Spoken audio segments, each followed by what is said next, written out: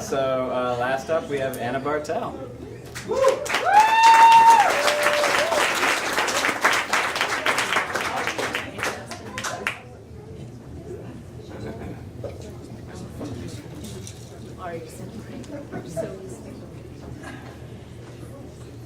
So I figured when this theme came up that it was going to be all about how, we started out whole and then we were tragically broken, like last month where it was all about loss of innocence.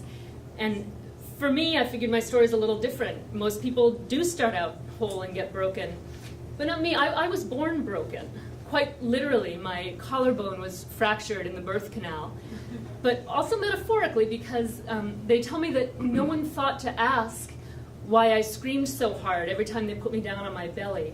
I was 3 months old and the fracture mostly healed before they discovered it.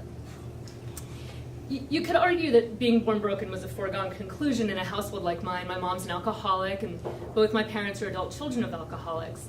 And they're brilliant and creative and talented, but just a whole lot of broken goes along with that combination. And so there are these propositions that you just sort of come to expect, and situations that you learn to deal with. So one of my earliest memories, I was maybe 3 years old, and my mom was spiraling downwards into a rage, and I knew that there were lilies of the valley blooming outside. It was spring. And I knew that she loved lilies of the valley. And so I was like, okay, I'm gonna find scissors. And if I can figure out how to use them, because I wasn't good at scissors yet, I can go outside, I can pick some lily of the valley, I can bring them inside, I will give them to her, and she will stop screaming, and she will love me. So you can see, you do a lot of living from the head up in this kind of situation, right? It's all about strategy. It's also all about very careful planning. So these brilliant, talented, crazy, broken parents of mine, among other things, built a log cabin totally from scratch in the hardcore wilderness of upstate New York. And for fun, when we were up there, we would go swimming in the lake, which was this big. And it was the color of strong tea. And it had this silty, mucky bottom, and it had a robust population of local water snakes. So that it was a good time. It wasn't quite as much fun as watching Mom hit the bourbon and then go fishing and then fillet the fish and fry them in hot oil over the wood stove. That was maybe more fun. But one day we're down. Sorry, Laurel. We're down at the lake, and one of these water snakes creeps up on shore to sun itself. And my mom, totally appropriately, grabs a shovel and chops it in half. The head half swims off into the lake, like you do. Mom, never wanted to let things go, throws my brother into the rowboat. The German Shepherd jumps in after them. They take off, rowing through the lake, right, to get this head of the water snake. I don't know what they were afraid of, right? Like, you don't want the head of a water snake in your life. Anyway. The shepherd jumps overboard, grabs the head of the snake, clambers back into the boat, over the stern, and starts killing it, right? Shaking blood and guts all over Mom and Adam. Meanwhile, I am forgotten on the shore next to the writhing, spewing tail end of this hapless creature, totally paralyzed by the experience, right? This is a story my mom likes to tell often as an example of like good family times in the North Woods.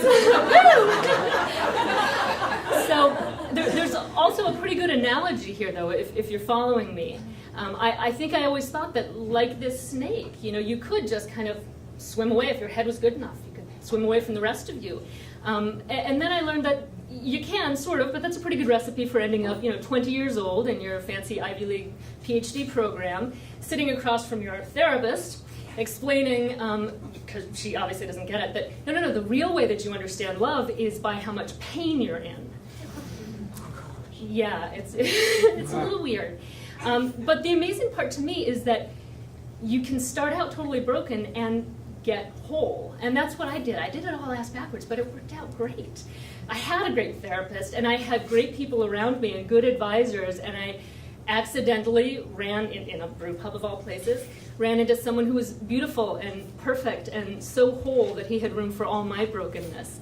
And then we had babies, and they are beautiful and perfect, and I don't think we've broken them yet. And some days I'm just overwhelmed by the magnitude of this good fortune, and of course being me, I have to parse it, and I have to analyze it and figure it all out.